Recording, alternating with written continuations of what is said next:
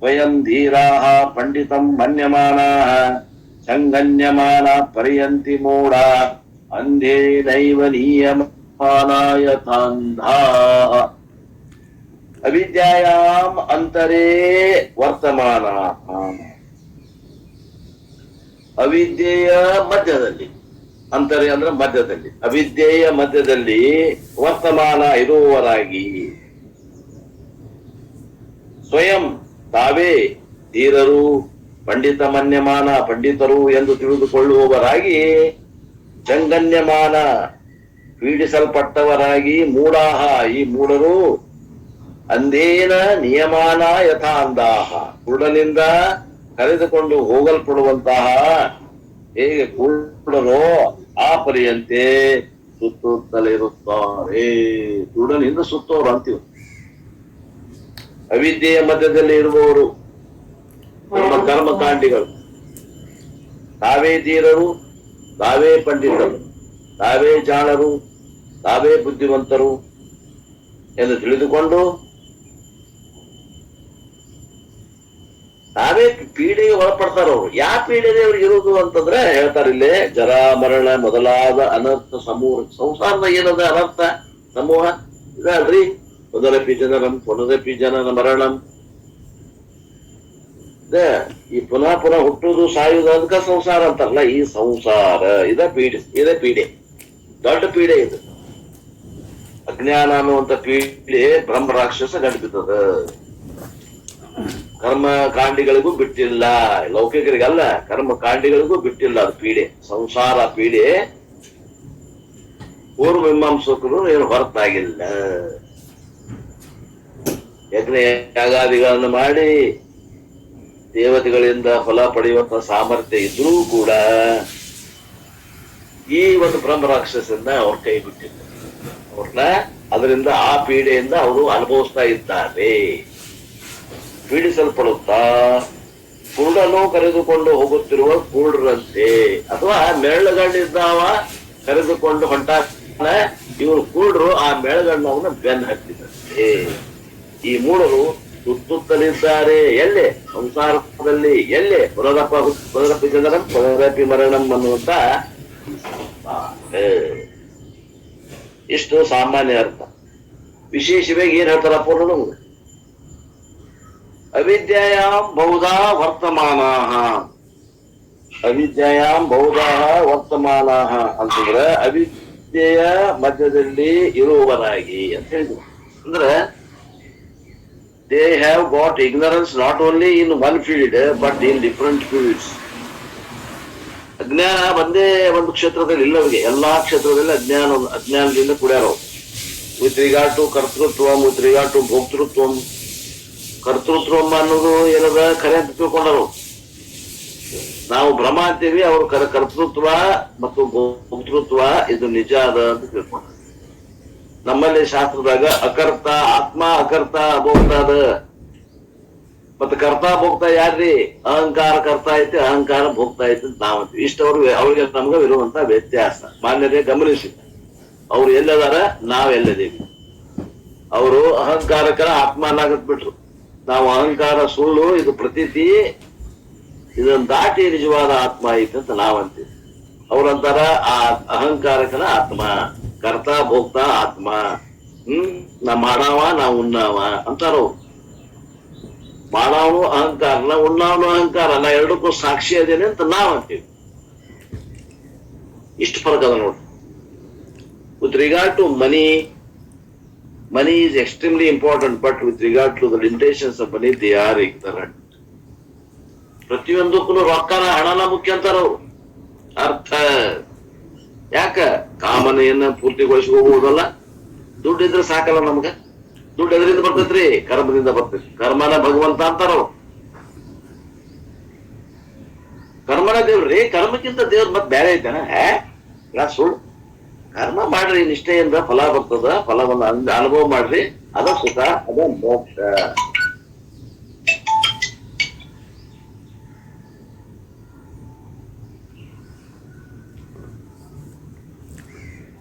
Money is extremely important, but with regard to the limitations of money, they are ignorant. ಕರ್ಮ ಮಾಡ್ರಿ, ಫಲ ಬರ್ತದ, ಅದರಿಂದ ಅರ್ಥ ಸಿಗ್ತದ, ಅರ್ಥದಿಂದ ಏನ್ ಬೇಕಾದ್ರೂ ಸಿಗ್ಕೊಳ್ಳಬಹುದು. ಖರೀದಿ ಮಾಡ್ರಿ, ಭೋಗ ಮಾಡ್ರಿ, ಇದ ಸುಖ. ಅವ್ರು ಇಲ್ಲೇ ನಿಂತ್ಬಿಟ್ರು. ಕರ್ತ, ಭೋಕ್ತ, ಕರ್ಮ, ಕರ್ಮಫಲ ಇಷ್ಟ್ರೊಳಗನ ಈ ಒಂದು ಸೀಮೆಯೊಳಗೆ ನಿಂತು ಬಿಟ್ರು. ಇದಕ್ಕೆ ಎಂತ ಸೀಮೆ ಅಂತಾರವರು? ಅವಿದ್ಯೆಯ ಮಧ್ಯದಲ್ಲಿ ಇರುವಂತ ಸೀಮೆ. ಅಂದ್ರೆ ಕರ್ಮದಲ್ಲಿ ಯಾರಾದ್ರೂ ಸುಖ ಕಾಣಕತ್ತಾರ ಅಂದ್ರೆ ಅವ್ರು ಎಲ್ಲಿ ಅದಾರ ಅಂತ ಅರ್ಥ, ಅವಿದ್ಯೆಯಲ್ಲಿ ಅದಾರ ಅಂತ ಅರ್ಥ.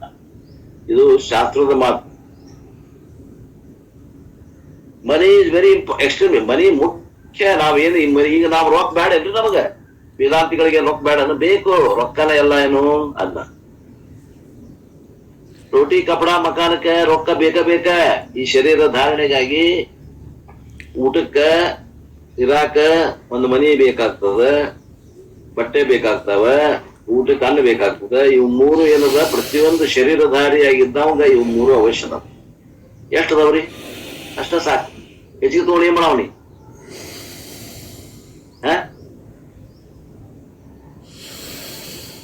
ಹೆಚ್ಚಿಗೆ ತಗೊಂಡು ಏನ್ ಮಾಡೋದು ಹೇಳಿ? Money is very important, but with regard to limitation of money, they are ignorant. ಹಣದಿಂದ ಎಲ್ಲಾ ಮಾಡ್ತೇವಂತ ಅಂತ ಹೊಂಟಾರಲ್ಲ, ಮೋಕ್ಷನು ಹಣದಿಂದ ಪಡಿತೇವಂತ ಹೊಂಟಾರಲ್ಲ, ಅದು ಸಾಕು. ಸುಖ ಹಣದಿಂದ ಸಿಗ್ತೈತಿ. ಮೋಕ್ಷ ಅಂದ್ರೆ ಸುಖ ಅಂತ ತಿಳ್ಕೊಡ್ರಿ. ಬಹಳಷ್ಟು ರೊಕ್ಕಿಂತ ನಾವು ಸುಖದಿಂದ ಅದಾನ ಅಂತ ತಿಳ್ಕೊಬೇಡ್ರಿ. ತಪ್ಪು ಕಲ್ಪನಾ. ಅವ್ ಹೋಗಿ ಕೇಳ್ರಿ, ಅವ್ ಹೇಳ್ತಾನೆ, ಮರಯ ನಿಂದ ಹತ್ವಲ್ದು, ವ್ಯವಹಾರದ ರೊಕ್ಕ ಸಿಕ್ಕೊಂಡೈತಿ, ಸಿಕ್ಕೊಂಡ್ ರೊಕ್ಕ ತೆಗಿಬೇಕಾದ್ರೆ ಮತ್ ಮಾಲ್ ಕೂಡ ಅಂತಾರ, ಮತ್ ವ್ಯವಹಾರ ಮಾಡ್ಬೇಕು. ಅವ್ರು ಎಂದೂ ಮುಗಿಲಾರದ ಕತೆ ಅದು. Family is extremely important. ಈಗ ಹಣ ಬಿಟ್ರು ಕುಟುಂಬನೂ ಮುಖ್ಯನ ಐತಲ್ರಿ? ಕುಟುಂಬ ಮುಖ್ಯಲೇನ ಐತಿ? ಕುಟುಂಬ ಮುಖ್ಯ ಐತಿ. ಎಷ್ಟದ? ಎಷ್ಟು ಬೇಕಪ್ಪ? ಹಣ ಎಷ್ಟು ಬೇಕೋ ಅಷ್ಟ ಕುಟುಂಬ ಸಾಕಲ್ಲ. ಏನು ಹಣ ಪೂರ್ಣ ನೀನ್ ಸುಖ ಕೊಟ್ಟು ಹೋಗ್ತದೇನು? ಕುಟುಂಬ ನಿನಗೆ ಪೂರ್ಣ ಸುಖ ಕೊಡ್ತೈತೇನು? ಇವತ್ತು ಸುಖ ಕೊಟ್ಟೈತಿ ಕುಟುಂಬ, ನಾಳೆ ದುಃಖ ಕೊಡ್ತದೆ ಹೇಳ್ತಾರೋ. We should remember even family and relationship also not permanent. ಈ ಸಂಬಂಧಗಳು, ಈ ನಮ್ಮ ಸಂಬಂಧಿಕರು ಅನ್ನುವಂಥವ್ರು ಇವರು ಶಾಶ್ವತ ಅಲ್ರಿ. ಸುಖ ಕೊಡ್ಬೇಕಾದ್ರೆ ಖಾಯಂ ಇರ್ಬೇಕ ಅವ್ರು ಶಾಶ್ವತೇನು? ಅವ್ರವ್ರ ನಮ್ಮನ್ನ ಬಿಟ್ಟು ಹೋಗ್ತಾರೆ ಅಥವಾ ನಾವರ ಅವ್ರನ್ನ ಬಿಟ್ಟು ಹೋಗ್ತೀವಿ. ವಿಯೋಗ ಆಗುದ? ವಿಯೋಗ ಆದಾಗ ದುಃಖ ಆಗ್ತೈತೋ ಸುಖ ಆಗ್ತದೋ? ದುಃಖ ಆಗ್ತದೆ. We have to lose the members. ನಾವ್ ಮಂದಿ ಕಳ್ಕೋಬೇಕಾಗ್ತದ. ಎಲ್ಲ ಕೆಲವು ಮಂದಿ ನಿಮ್ಗೆ ಆಶ್ಚರ್ಯ ಆಗ್ಬಹುದು, ವಯಸ್ಸಾದವರು ಕಳ್ಕೊಳ್ಳೋದು ಸಾಮಾನ್ಯ ಅದ. ಕೆಲವು ಮಂದಿ ನಮ್ ಗೆಳೆಯ ಒಬ್ಬವ ಇರುವಂತ ಒಬ್ಬ ಮಗನ್ ಕಳ್ಕೊಂಡ ನೋಡ್ರಿ ಈ ವಯಸ್ಸಿಗೆ. ಈಗ ನಮ್ಮ ಹೊರಗೆ ಅದಾರ ಅವರು. ಈಗ 4-5 ವರ್ಷದಿಂದ ಸುಮಾರು 65-66 ವರ್ಷಕ್ಕೆ ಇದ್ದ ಒಬ್ಬ ಮಗ, ಒಬ್ಬನೇ ಮಗ, ಅವನು ನೋಡ್ದು ಹೆಂಗ್ ಅದಾರ. ಈಗ ಒಂದು ವಯಸ್ಸು ಮುಪ್ಪಾದಾಗ ಅವನ ಅವಶ್ಯಕತೆ ಇವಾಗ ಇತ್ತು ಅನ್ನುವಂಥದ್ದು ಒಂದು ಭಾವ. ಈಗ ಅವನ ಹೋಗ್ಬಿಟ್ಟ, ಇವನ ಅದಾನ, ಮುದುಕ ಅದಾನ, ಮಗ ಹೋದ. ಏನ್ ಮಾಡ್ತೀರಿ? We have to lose the family members. Every member cannot be with us all the time. ಎಲ್ಲಾ ನಮ್ಮ ಸಂಬಂಧಿಕರು, ನಮ್ ಕಾಕ, ನಮ್ ದೊಡ್ಡಪ್ಪ, ನಮ್ಮಪ್ಪ, ನಮ್ಮವ್ವ, ನಮ್ಮ ಅಕ್ಕಂಗರು, ಅಣ್ತಮ್ಮದ್ರು ಯಾವಾಗ್ಲೂ ನಮ್ ಕೂಡ ಇರ್ತಾರ ಅನ್ನುವಂಥದ್ದು ಸುಳ್ಳು. Parents are supportive, but at one time the support of the parents will go.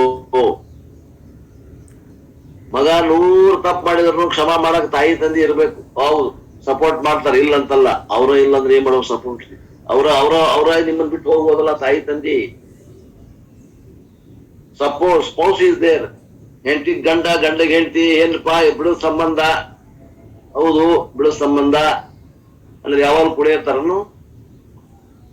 ಯಾಕೆ ಪಾಳೆ ಆಗ್ತೈತಿ ಮೊದಲು ಹೇಳಕ್ ಬರೋದಿಲ್ಲ. ಕೂಡಿದ್ದವ್ರನ್ನ ಶಿವನ್ರು ಎಲ್ಲರೂ ಕೂಡ ಇರ್ತಾರನ್ನ. ಅವ್ರವ್ರ ಮೊದಲು ಹೋಗ್ಬೋದು, ಇವನಾರ ಮೊದಲು ಹೋಗ್ಬೋದು. ಯಾರಾದ್ರೂ ಮೊದಲು ಹೆಚ್ಚು ಕಮ್ಮಿ ಹೋಗಬೇಕು. Spouse is there and no spouse is going to be eternal. ಯಾವ ಹೆಂಡತಿಗೆ ಗಂಡ ಖಾಯಂ ಇರುದಿಲ್ಲ, ಯಾವ ಗಂಡನಿಗೆ ಹೆಂಡತಿ ಖಾಯಂ ಇರುದು. ಇರ್ತಾರ ಅವ್ರವ್ರದ್ದು ವ್ಯಾಪಾರ ಮುಗಿತಂದ್ರ ಅವ್ರು ಹೋಗೋರ, ಇಳಿದು ಹೋಗೋರ, ಸಂತಿ ಬಿಟ್ಟು ಹೋಗೋರ. ಟ್ರೈನ್ ಟಿಕೆಟ್ ಬಂತಂದ್ರ ಅವ್ರ ಸ್ಟೇಷನ್ ಬಂತಂದ್ರ ಅವ್ರು ಇಳಿದು ಹೋಗೋರ. They will also will go away. Relationship are also very beautiful. ಬಹಳ ಸಂಬಂಧ ಬಹಳ ಚಂದ್ರಿ. ಈ ಕರೆ ಏನಾಗ್ತದ, ಖಾಯಂ ಇಲ್ಲ. ಆ ದೋಷದ ಅದ್ರಾಗ. But no relationship is permanent. ಯಾವುದೇ ಸಂಬಂಧ ಆಗಲಿ ಆ ಸಂಬಂಧಿಕರು ಶಾಶ್ವತ ಅನ್ನುವಂಥದ್ದು ಸುಳ್ಳು. Therefore, what preparation I have made to confront this situation? ಅಲ್ರಿ, ಒಂದಾನೊಂದ್ ಕಾಲಕ್ಕ ನಮ್ಮ ಪಾರ್ಟ್ನರ್, ಲೈಫ್ ಪಾರ್ಟ್ನರ್ ಬಿಟ್ಟು ಹೋಗ್ತಾನ ಅನ್ನುವಂಥದ್ದು ಗೊತ್ತೈತೆ ಇಲ್ಲೋ? ಗೊತ್ತೈತಿ. ಏನ್ ತಯಾರಿ ಮಾಡ್ಕೊಂಡ್ರಿಪ್ಪ ಅದಕ್ಕೇನ್ ತಯಾರಿ ಮಾಡ್ಕೊಂಡ್ರಿ? ಅಥವಾ ಏನು ತಯಾರಿ ಮಾಡಕ್ ಸಾಧ್ಯ ಅದ ರೀ? ಆ ಸಮಸ್ಯೆಯನ್ನ ಎದುರಿಸ್ಬೇಕಂದ್ರ ಕನ್ಫ್ರಂಟ್ ಆದ ಎದುರಿಸ್ಬೇಕು. ಆ ಸಮಸ್ಯೆಯನ್ನ ಯಶಸ್ವಿಯಾಗಿ ನಾ ಎದುರಿಸ್ಬೇಕಂದ್ರೆ ಏನ್ ಮಾಡಕ್ ಸಾಧ್ಯ ಅದ ಹೇಳ್ರಿ? ಧರ್ಮ ಮಾರ್ಗದಿಂದ ಏನ್ ಮಾಡಕ್ ಸಾಧ್ಯದ? We never want to think. ನಾವು ವಿಚಾರಣೆ ಮಾಡೋದಿಲ್ಲ. We think that all of them are going to be around me permanently. ನಮ್ಮ ಸಂಬಂಧಿಕರು ಯಾವಾಗ್ಲೂ ನಮ್ಮ ಸುತ್ತಮುತ್ತಲ ನಮ್ಮ ಹಿತೈಷಿಗಳು ಇರ್ತಾರೆ. ಅವ್ರು ನಾವು ತ್ರಾಸ ಇದ್ದಾಗ ಅವ್ರು ನಮ್ಗೆ ಸಹಾಯ ಮಾಡ್ತಾರೆ. ಈ ಕಲ್ಪನಾ ಈ ಒಂದು ಮಬ್ಬತನ, ಈ ಒಂದು ಅಜ್ಞಾನದಾಗನ ನಾವು ಬದುಕ್ತಾ ಇದ್ದೇವೆ ಆತ್ಮೀಯರೇ.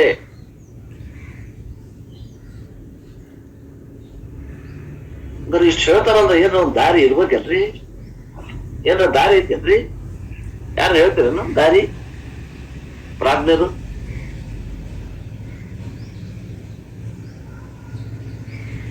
ಇಷ್ಟೆಲ್ಲ ಅನಿರ್ದಿಷ್ಟದೊಳಗ ನನಗ ಒಂದು ನಿರ್ದಿಷ್ಟ ಇರೋದು ಬೇಕಲ್ಲ. ಅದು ಎಲ್ಲೈತಿ? ಐತೇನಿಲ್ಲೋ? ಇನ್ ಇಲ್ಲವೇ ಇಲ್ಲೋ? ಇಲ್ಲವೇ ಇಲ್ಲ ಅಂದ್ರೆ ಇದಕ್ಕೆ ಪರಿಹಾರ ಇಲ್ಲ ಅಂದಂಗಾತ. ಮೋಕ್ಷನೇ ಇಲ್ಲ ಅಂದಂಗಾತ. ನಮಗ್ ಮೋಕ್ಷ ಐತಿ ಅಂದ್ರ ಪರಿಹಾರ ಐತಿ ಅಂದಂಗಾತ. ಹಂಗಾರೆ ಎಲ್ಲೈತಿ ಪರಿಹಾರ?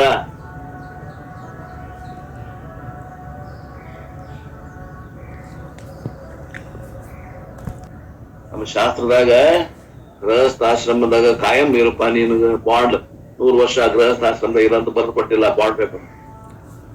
ಯಾವುದು ಶಾಸ್ತ್ರ ಬರೆದು ಕೊಟ್ಟಿಲ್ಲ. ಶಾಸ್ತ್ರ ಪ್ರೊವೈಡೆಡ್ ಗೃಹಸ್ಥಾಶ್ರಮ as only temporary educational institution. ಶಾಸ್ತ್ರ ನಿನ್ ಗೃಹಸ್ಥಾಶ್ರಮ ಯಾಕೆ ಕೊಟ್ಟೈತಿಪ್ಪ ಅಂತ ಅನ್ನುವಂಥದ್ದು ಅಂದರ್ ಕಿ ಬಾತ್ ಅಂತೀನಲ್ಲ ಹೇಳ್ತಾರೆ ನೋಡ್ರಿ. ಶಾಸ್ತ್ರ ಹ್ಯಾಸ್ ಪ್ರೊವೈಡೆಡ್ ಗೃಹಸ್ಥಾಶ್ರಮ as only temporary educational institution. ಒಂದು ಶೈಕ್ಷಣಿಕ ಸಂಸ್ಥೆ ಒಂದು ಸಾಂದರ್ಭಿಕವಾಗಿ ಕೆಲವು ಅವಧಿಯವರೆಗೆ ಮಾತ್ರ ಇಲ್ಲಿ ಶಿಕ್ಷಣ ನಿಮ್ಗೆ ಕೊಡಬೇಕಾಗಿತ್ತು ಅಂತಿಕೊಂಡು ಪಾಠ ಕಲಸಾಕ ಇರುವಂತ ಒಂದು ಶಾಲೆ ಇದು. ಕಟ್ಟು ಬೀಳ್ತಾವು ಗೊತ್ತಾಗುದಿಲ್ಲ, ಹೊಡ್ಯಾವ್ ಗೊತ್ತಾಗುದಿಲ್ಲ. ಕಲ್ಲು ಕಟ್ಟಿ ಕಲ್ಲು ಕಟ್ಟಿ ಬೆಡಾಗತ್ತಾನವ ಗೃಹಸ್ಥಾಶ್ರಮದಾಗ. ಆ ಹೊಡೆದ ತಿನ್ನಾಕ ಒಂದು ಶಾಲಿದು. ಆ ಹೊಡೆದ ತಿಂದು ಅಲ್ಲೇ ಮನಸ್ಸಿಗೆ ಟ್ರೈನಿಂಗ್ ಆಗ್ಬೇಕಾಗೈತಿ. ಅದಕ್ಕಂತಾರ ಗೃಹಸ್ಥಾಶ್ರಮ. ಹಿಂಗಂದ್ರೆ ಯಾರ ಬರಿಬೇಕಿದ್ಯಾ ನಾವು? ಇದು ಒಳಗಿಂದ ರಹಸ್ಯ ಐತಿ. ಗೃಹಸ್ಥಾಶ್ರಮ ಯಾಕೆ ಇಟ್ಟಾರ ಅಂತಂದ್ರ it is an educational institution. ಪಾಠ ಕಲಿಯುವಂತ ಒಂದು ಸಂಸ್ಥೆ. It is not permanent, it is temporary. ಅದು ತಾತ್ಕಾಲಿಕ, ಅದು ಶಾಶ್ವತ ಅಲ್ಲ. ನಾವೇನ್ ತಿಳ್ಕೊಂಡಿವ ಅಂದ್ರೆ ಶಾಶ್ವತ ಮಾಡ್ಬಿಟ್ಟೇವ್ ನಾವು. You enter the college for learning. College ಹೋಗ್ತೀವಿ. ಎದಕ್ ಹೋಗ್ತೀವಿ ನಾವು? ಕಲಿಯಾಕ್ ಹೋಗ್ತೀವಿ. ಕಾಯಂ ಹೋಗ್ತೀವಿ ಅಂದ್ರೆ ಅಲ್ಲೇ ಕಾಲೇಜ್ನಾಗ ಕಾಯಂ ಇರ್ತೀವಿ. We are going to college for learning, not for security. ಮತ್ ಈ ಕಾಲೇಜಿಗೆ ಬಂದಿರಲ್ಲ, ಗೃಹಸ್ಥಾಶ್ರಮ ಅನ್ನುವಂತ ಕಾಲೇಜಿಗೆ ಬಂದಿರಲ್ಲ, ಮತ್ ಇಲ್ಲಿ ಯಾಕೆ ಕಾಯಂ ಅದೀವಿ? ಅಲ್ರಿ ಕಾಲೇಜಿಗೆ ಮತ್ತೆ ಓದ್ನ ಮತ್ತ ನೌಕರಿ ಮಾಡಕ್ ಹೋಗ್ಬೇಕ್ರಿಪ್ಪ. ಮತ್ತ ಅಂದ್ಮ್ಯಾಗ ಇಲ್ಲಿ ಗೃಹಸ್ಥಾಶ್ರಮ ಬಂದ್ಮ್ಯಾಗ ವಾನಪ್ರಸ್ಥಕ್ಕೆ ಹೋಗ್ಬೇಕು. ಗೃಹಸ್ಥಾಶ್ರಮ ಬಂದ್ಮ್ಯಾಗ ವಾನಪ್ರಸ್ಥಕ್ಕೆ ಹೋಗ್ಬೇಕು. ವಾನಪ್ರಸ್ಥಕ್ಕೆ ಹೋದ್ಮ್ಯಾಗ ಸನ್ಯಾಸಕ್ಕೆ ಹೋಗ್ಬೇಕು. ಗೊತ್ತಿಲ್ವಾ? ಗೊತ್ತಿಲ್ಲ. ಈಗಿನ ಮಂದಿಗೆ ಗೊತ್ತೇ ಇಲ್ಲ. ಕಾಯಂ ಗೃಹಸ್ಥಾಶ್ರಮ. ಸಾಯಿ ಮಠ 100 ವರ್ಷ ಆದ್ರೂ ಗೃಹಸ್ಥಾಶ್ರಮ. College is meant for learning and there after you grow out of the college. ಕಾಲೇಜಿಗೆ ಹೆಂಗ್ ಹೋಗ್ಬೇಕು ಅಂದ್ರೆ ಅಲ್ಲಿ ಬೆಳೆದು ಹೊರಗಿನ ವಾತಾವರಣಕ್ಕ ನಾವು ಬದುಕಲಿಕ್ಕೆ ಕಲಿಯುವಷ್ಟು ಸಾಮರ್ಥ್ಯವನ್ನ ಆ ಶಿಕ್ಷಣದಿಂದ ಪಡಿಬೇಕು ಅಂತ ಕೊಂಡ ಅಲ್ಲಿ ಹೋಗಿವೆ ನಾವು.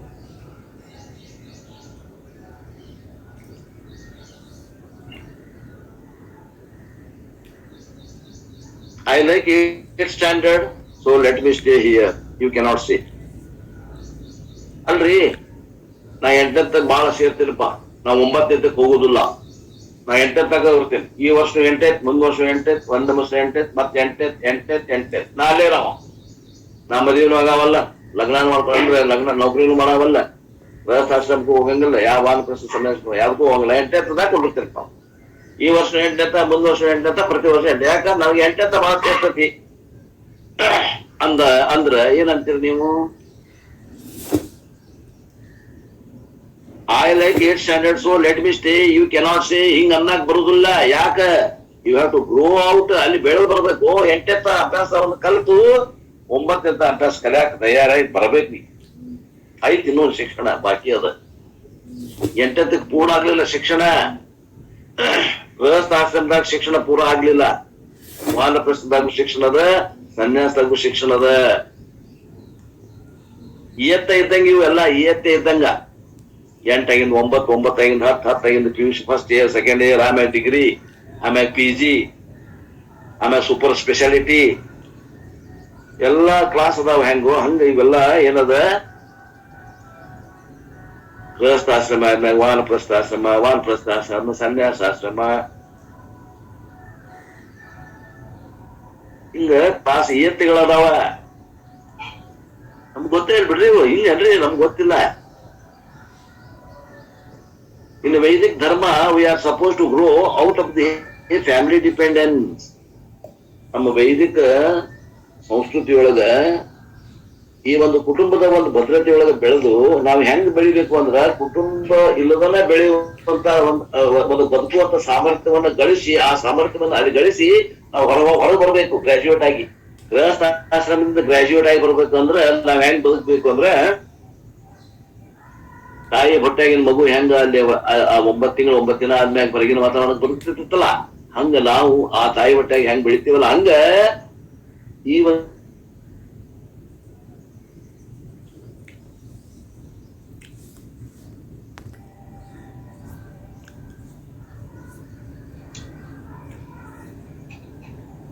whether it is parents or spouse or children or brothers or sisters, I have to get out of the emotional dependence of the family also.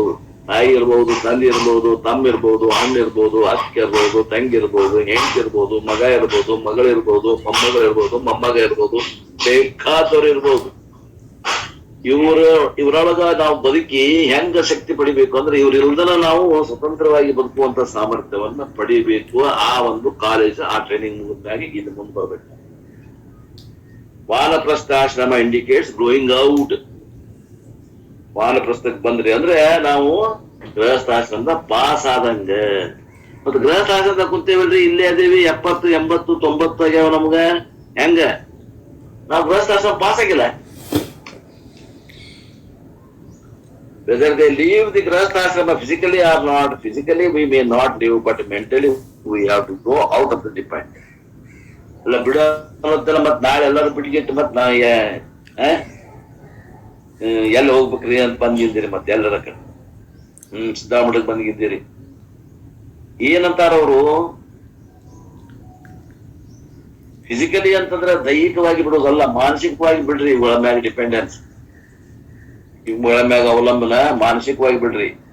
ಸನ್ಯಾಸ is not never physical, it is ever mental. ಸನ್ಯಾಸ ಬಿಡುವುದು ಅನ್ನೋದು ಏನೈತಿ, ಯಾವಾಗಲೂ ದೈಹಿಕವಾಗಿ ಬಿಡೋದಿಲ್ಲ, physically ಬಿಡೋದಿಲ್ಲ, ಭೌತಿಕವಾಗಿ ಬಿಡುವುದಿಲ್ಲ, ಮಾನಸಿಕವಾಗಿ ಬಿಡುವುದು.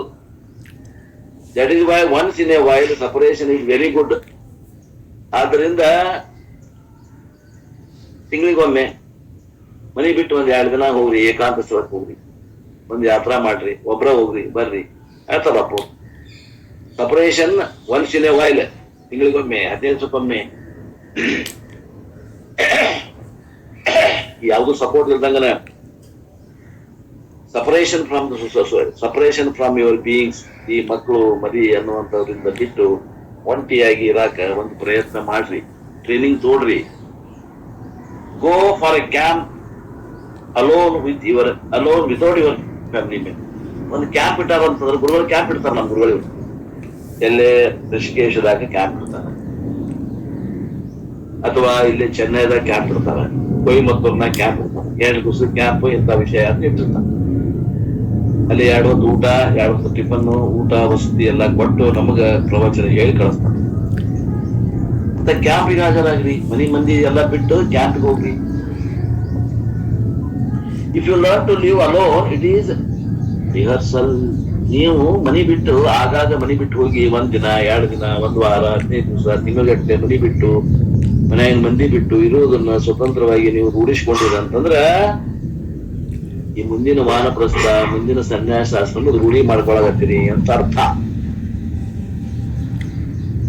As I used to tell, if the spouse dies, God forbid, but it is going to happen one day or the other days.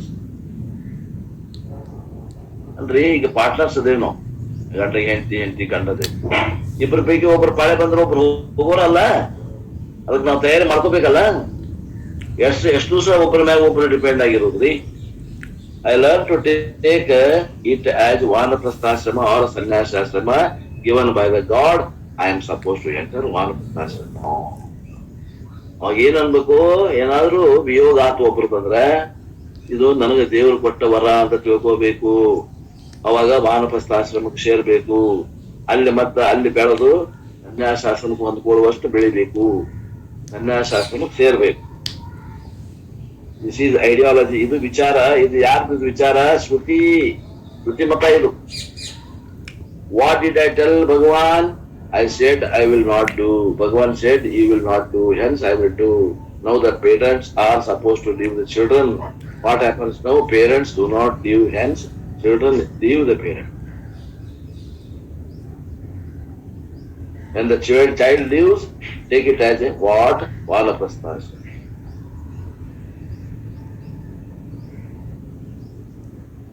ಈಗ ನೀವು ಬಿಡಾಗತ್ತಿಲ್ಲ, ನಾವೆಲ್ಲ ಏನ್ ನಾವಂದ್ರೆ ನೀವಂದ್ರೆ ನಾವೆಲ್ಲ ವಯಸ್ಸಾದವರೆಲ್ಲ ಮನಿ ಬಿಡಾಗತ್ತಿಲ್ಲ, ವಾನಪ್ರಸ್ಥಾಶ್ರಮಕ್ಕೆ ಹೋಗ್ಬೇಕು, ಬಿಡಾಗತ್ತಿಲ್ಲ. ಅದಕ್ಕೆ ಮಕ್ಕಳು ಏನಂತಾರ, ಹೋಗ್ರಿ ಅಂತ ಹೇಳಾಗತ್ತಾರ, ವಾನಪ್ರಸ್ಥಾಶ್ರಮಕ್ಕೆ ಹೋಗ್ರಿ ಅನ್ನಾಗತ್ತಾರ. ಅವ್ರು ಹೋಗ್ರಿ ಏನಾಗತ್ತಾರ ಅಂತಾರ, ಬಹಳ ಚಲೋ ಆತ, ನಾ ಹೋಗ್ತೀನಿ ಅನ್ಬೇಕು, ಬೇಡ ಹೋಗ್ತೀನಲ್ರಿ ಅಂತಾರ.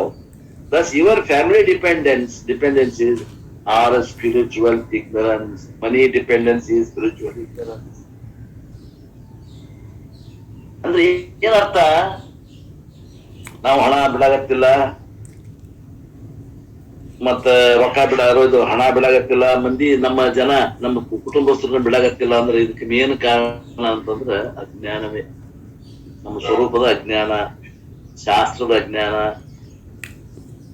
ಗುರುವಿನ ಹೇಳಿದ ಮಾತು ನಮ್ಗೆ ತಿಳಿವಾದು ಅಂತ. Career dependence is spiritual ignorance. Every dependence, especially emotional, is ignorance only. ಎಲ್ಲೆಲ್ಲೇ ಒಬ್ಬರ ಮ್ಯಾಗ ಅವಲಂಬಿಸಿಕೊಂಡದೇವಿ, ಅದು ಅಷ್ಟು ಅಜ್ಞಾನದ ಪರಾಕಾಷ್ಠೆ. ಯಾರ ಮ್ಯಾಗ ಯಾರು ಅವಲಂಬಿತರಿರೋದು ಇರಬಾರದು ಅನ್ನುವಂತ ಮಾತನ್ನು ಇಲ್ಲೇ ಶಾಸ್ತ್ರ ಹೇಳಾಗತ್ತ. ಅದು ವಿಷ, ಅದು ಸ್ವಲ್ಪ ಕಹಿ ಗುಡುಗಿದ್ರು ಇರಬಹುದು. ಮತ್ಕ ಬೆಲ್ಲದ ಲೇಪನ ಅಂಟಿಸಿಲ್ಲ. ಬೆಲ್ಲದ ಲೇಪನ ಯಾರಿಗೆ ಅಂಟಿಸ್ಬೇಕ್ರಿ? ಯಾವ ಮಗುವಿಗೆ ಅದು ಔಷಧ ಬೇಡ ಐತಿ ಅವ್ರಿಗೆ ಹಚ್ಬೇಕು. ನಮಗ್ ಬೇಕಾಗೈತಲ್ಲ, ವಿಷ ಇದ್ರು ತಗೊಳಬೇಕ ನಾವೀಗ. ಅದಕ್ಕ ಈಗ ಶ್ರುತಿ ಖರೆ ಹೇಳಾಗತ್ತೈತಿ, ಇದ್ ಮಾತು ಇದ್ದಂಗೆ ಹೇಳಾಗತ್ತೈತಿ. ಇಷ್ಟು ದಿವಸ ಏನ್ ಮಾಡ್ತಿತ್ತು, ಆ ವಿಷದ ಗುಳಿಗೆ ಇತ್ತು ಅಂದ್ರೆ ಅದಕ್ಕ ಬೆಲ್ಲದ ಒಂದು ಕಣ್ಣಿ ಮಾಡಿ ಅದ್ರಾಗ ಅದನ್ನ ವಿಷ ಗುಳಿಗೆ, ಈಶ್ವರದ ಗುಳಿಗೆ ಇಟ್ಟು ನಮಗ್ ತಿನ್ನಾಕ್ ಕೊಡ್ತಿತ್ತು. ಇದ ವೇದ ಮಾತೆ. ಈಗ ಏನ್ ಮಾಡಾಕತ್ತದ, ಅದು ತಿನ್ಬೇಕು ಚಲೋ ಅನ್ನೋ ದೃಷ್ಟಿಯಿಂದ ಹೇಳಿ ವಿಷ ಇದ್ರು ಅದು ವಿಷನ ತಿನ್ನ ಅಂತಾರ. ಅದಕ್ಕ ಇದ್ದಕ್ಕಿದ್ದ ತಿದ್ದಂಗೆ ಹೇಳಾಗತ್ತೈತಿ. ಈಗ ಯಾಕ ಅದನ್ನ ಯಥಾರ್ಥವಾಗಿ ಅದನ್ನ ತಿಳ್ಕೊಳ್ಳುವಷ್ಟು ಸಾಮರ್ಥ್ಯ ನಮ್ಗೆ ಬಂದದ. ಈಗ 2 ದಿವಸ ಕದ್ದು ಮುಚ್ಚಿ ಹೇಳುದ್ರಿ, 2 ದಿವಸ ಅಂತ ಕದ್ದು ಮುಚ್ಚಿ ಹೇಳುದು, ಇದ್ದಕ್ಕಿಗತ್ತೆ ಹೇಳುದು. ಈಗ every dependency, especially emotional dependency, is ignorance only. ಎಲ್ಲೆಲ್ಲಿ ನಾವು ಪರಾಧೀನಾಗಿರ್ತೇವೆ ಅದು ಮಾತ್ರ ಅಜ್ಞಾನದ ಪರಾಕಾಷ್ಠೆ. ಜ್ಞಾನ ಅಂತ ತಿಳ್ಕೊಳ್ರಿ. Therefore the Upanishad, ಅದಕ್ಕ ಉಪನಿಷತ್ತು ಹೇಳ್ತದ ಅವಿದ್ಯಾಯಾಮ್, ಇಲ್ಲ ನೋಡಿ ವಾಕ್ಯ ಶಬ್ದ ಬಲೆ ಸ್ವತ್ವ, ಅವಿದ್ಯಾಯಾಮ್ ಅಂತರೇ ವರ್ತಮಾನ. Varieties types of emotional dependencies they are steeped in. Because of what? The moha. Delusion. ಮೋಹ ಅನ್ನೋದನ್ನ ಡೆಲ್ಯೂಷನ್ ಅಂತಾರ ನಮ್ಮ ಗುರುಗಳು. ಯಾಕ? ಡೆಲ್ಯೂಷನ್ ಅಂದ್ರೆ ತಪ್ಪು ತಿಳುವಳಿಕೆ, ಮೋಹ ಅನ್ನೋದು ತಪ್ಪು ತಿಳುವಳಿಕೆ ಅಂತ ಬಿಡ್ತಾರ. ಯಾಕಂದ್ರ ಮೋಹದ ಬಗ್ಗೆ ಶಬ್ದವನ್ನು ಉಪಯೋಗ ಮಾಡ್ತಾರ, ಮೋಹದ ಅರ್ಥ ಯಾರಿಗೂ ಗೊತ್ತಿಲ್ಲ.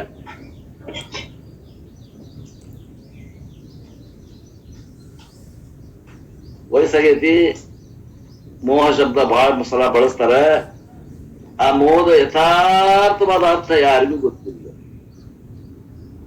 ಅವನ ಮಕ್ಕಳ ಮ್ಯಾಗ ಬಹಳ ಮೋಹ ಅದರಿ, ಅವನ ದುಡ್ಡಿನ ಮ್ಯಾಗ ಬಹಳ ಮೋಹ ಅದರಿ, ಅವಂಗ ಕಳವಳಿ ಮ್ಯಾಗ ಬಹಳ ಮೋಹ ಅದರಿ, ಅವಂಗ ಪುಸ್ತಕದ ಮ್ಯಾಗ ಬಹಳ ಮೋಹ ಅದರಿ, ಅವಂಗ ಹೆಂಡತಿ ಮ್ಯಾಗ ಬಹಳ ಮೋಹ ಅದರಿ. ಎಲ್ಲ ಉಪಯೋಗ ಮಾಡ್ತೇವೆ ಶಬ್ದ. ಮೋಹ ಅಂದ್ರೆ ಏನ್ರಿ? ಯಾರು ಒಳಗ. ಮೋಹ ಅಂದ್ರೆ ಏನ್ರಿ? ತಪ್ಪು ತಿಳುವಳಿಕೆ.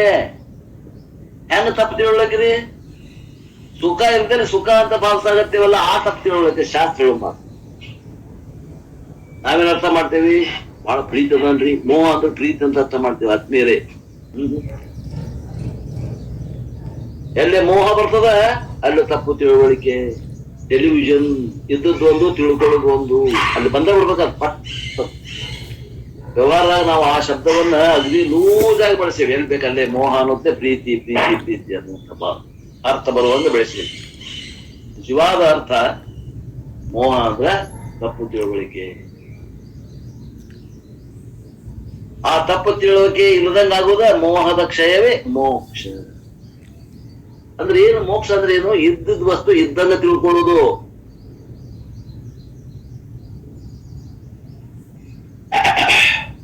They will be permanently with me.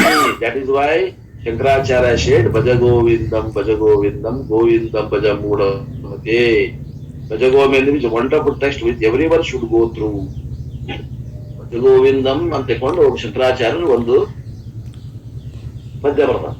ಅದನ್ನೆಲ್ಲರೂ ಅಭ್ಯಾಸ ಮಾಡ್ರಿ ಅಂತ ಹೇಳ್ತಾರ. ಅವೆಲ್ಲ ಪ್ರಕರಣಗಳ ಹಾಡದವ. ಆ ಭಜ ಗೋವಿಂದ ಸ್ವಲ್ಪ ದೊಡ್ಡದ, ಬಹಳ ಒಳ್ಳೆ ಕಾಂಕ್ರೀಟ್ ವಿಚಾರಗಳನ್ನ ಅವರು ಸ್ವಂತ ರಚನೆ ಮಾಡಿ ಡೈರೆಕ್ಟ್ ಹೇಳ್ಬಿಡ್ತಾರಲ್ಲಿ. ಶಂಕರಾಚಾರ್ಯರು ತಮಗೇನು ಹೇಳ್ಬೇಕಾಗ್ಯದ, ಆ ಭಜಗೋವಿಂದಂ ತೋಡ್ರಿ, ಹಸ್ತಾಮಲಕಿ ಅಂತ ತೋಡ್ರಿ, ದೃಶ್ ವಿವೇಕ ತೋಡ್ರಿ, ಇವೆಲ್ಲ ಏನ್ ಸಣ್ಣ ಸಣ್ಣ ಸಣ್ಣ ಸಣ್ಣ ಒಂದು ಪಹಾಡಗಳು. ಅದರಲ್ಲಿ ಎಲ್ಲಾ ವಿಷಯಗಳನ್ನ ಕಾಂಪ್ಯಾಕ್ಟ್ ಆಗಿ ಇಡೀ ಭದ್ರವಾಗಿ ತುಂಬಿಬಿಟ್ಟಾರ. ಶಂಕರಾಚಾರ್ಯರ ಪ್ರಕರಣಗಳನ್ನ ಅಭ್ಯಾಸ ಮಾಡ್ಬೇಕು, ಬಹಳ ಚಲೋ. ಡೈರೆಕ್ಟ್ ಹೇಳ್ಬಿಟ್ರ ಅವ್ರಿಗೆ. ಬಟ್ ಏನು ಬಹಳ ಸುತ್ತಂಗಿಲ್ಲ.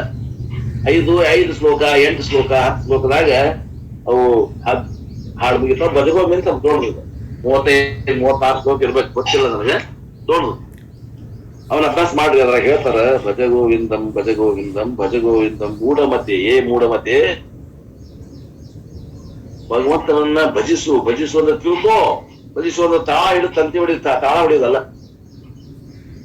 ಭಗವಂತ ಯಾರದಾರ ತಿಳ್ಕೋ. ಹೋಗ್ಲಿ ಬಿಡು, ಬೇಡ ಭಗವಂತ ತಿಳ್ಕೊಬೇಡ. ನೀ ಯಾರಂತ ತಿಳ್ಕೋ, ಭಗವಂತ ತಿಳ್ದಂಗ ಆಗ್ತದೆ. ನೀ ಯಾರಂತ ತಿಳ್ಕೋ. ಈಗ ತಿಳ್ಕೊಂಡಿದ್ದು ತಪ್ಪದ. ನನ್ನ ಬಗ್ಗೆ ನಾ ತಿಳ್ಕೊಂಡಿದ್ದು ತಪ್ಪದ. ನಾ ಶರೀರ ಅಂತ ತಿಳ್ಕೊಂಡಿನಿ, ನಾ ಮನಸ್ಸಂತ ತಿಳ್ಕೊಂಡಿ, ಅದೆಲ್ಲ ತಪ್ಪದ. ಅದು ಮೋಹ ಅದ, ಅದು ತಪ್ಪು ತಿಳುವಳಿಕೆ ಅದ. ಅದನ್ನ ಸರಿಯಾಗಿ ತಿಳುವಳಿಕೆ ಮಾಡ್ಕೋ. ದೇ ಲೌಡ್ಲಿ ಅವಿದ್ಯಾಯಾಮ್ ಬಹುಧಾ ವರ್ತಮಾನೇ ವಯಂ ಕೃತಾರ್ಥಾಃ ಇತ್ಯಾಭಿಮನ್ಯಂತಿ. They loudly proclaim, we do not require religion. We do not require God. ನಮ್ಗೆ ದೇವರು ಬೇಡ, ನಮ್ಗೆ ಧರ್ಮ ಬೇಡ. We do not require spirituality. ನಮ್ಗೆ ಆಧ್ಯಾತ್ಮಿಕತೆ ಬೇಕಾಗಿಲ್ಲ. We do not require Swami's. ನಮ್ಗೆ ಗುರುಗಳು ಬೇಡ. Because we are very very comfortable. ಅವ್ರು ಇಲ್ದ್ರ ನಾವು ಆರಾಮದೇವಿ. ನಾವು ಕರ್ಮ ಮಾಡಕತ್ತೇವಿ, ನಮ್ಗೆ ರೊಕ್ಕ ಬರಾಕತ್ತೈತಿ. ಸಾಫ್ಟ್ವೇರ್ ಇಂಜಿನಿಯರ್ ನಮ್ಮ ಹುಡುಗ, ಕೋಡ್ಗಟ್ಲೆ ರಕ್ಷಣೆ ದುಡಿಯಾಗತ್ತಾನ. ನಾವು ಬಹಳ ಆರಾಮದೇವಿ. ಯಾವ ಸ್ವಾಮಿ ಬೇಡ ಏನ್ರಿ, ಯಾವ ಧರ್ಮ ಬೇಡ, ಯಾವ ಅಧ್ಯಾತ್ಮ ಬೇಡ, ಯಾವ ಧರ್ಮ ಬೇಡ, ಯಾವ ಅಧ್ಯಾತ್ಮ ಬೇಡ, ಯಾವ ದೇವರು ಬೇಡ. We are very comfortable. ಇವಿಲ್ದ ನಾವು ಆರಾಮದೇವಿ. ಅದಾರ ಮತ್ತೆ ಆರಾಮ ಅದಾರ ಅವರು. We have got everything for us. ನಮ್ಗೆ ಏನ್ ಬೇಕು ಎಲ್ಲ ಐತ್ರಿ. ಮನಿ ಇಸ್ ದೇರ್, ಹಣ ಇದೆ. ಗುಡ್ ಜಾಬ್ ಇಸ್ ದೇರ್, ಒಳ್ಳೆ ಸಾಫ್ಟ್ವೇರ್ ಜಾಬ್ ಅದ.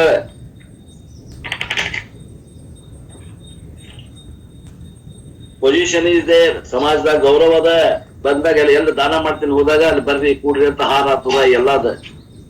All family members are cooperative. ನನ್ ಕಡೆ ರೊಕ್ಕ ಇದ್ದಿದ್ದಕ್ಕೆ ಎಲ್ಲರೂ ನನ್ಗೆ ಬಾ ಹೋಗು ಅನ್ನಕತ್ತಾರ, ಎಲ್ಲರೂ ಮರ್ಯಾದೆ ಕೊಡಕತ್ತಾರ.